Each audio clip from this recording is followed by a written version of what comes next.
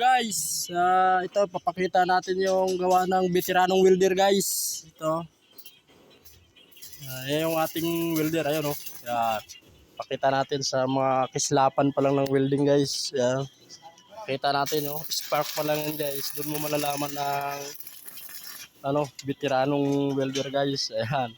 Veteranong welder tago guys. Ayan, pagduduktong ko lang ng bakal, wala nang guide. Ayan guys oh. Oh, kita nyo naman, tuwid na tuwid yan, oh, diretsong-diretso. Yung diretso, pero na konti.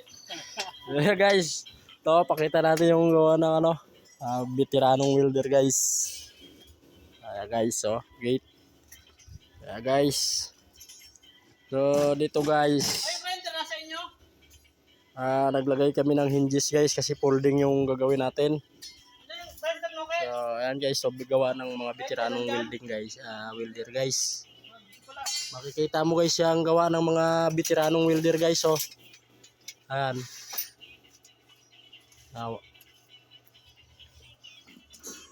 So ayan guys, we'll folding yung ating gagawin.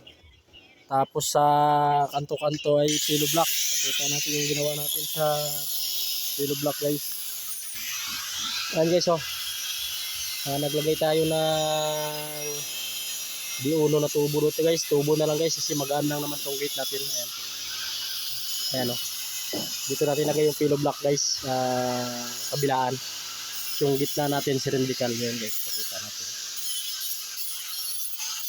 Ayan guys oh. Naka-cylindrical to guys.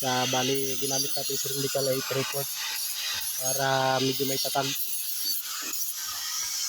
So hanggang dito na lang muna video natin guys. Thank you for watching.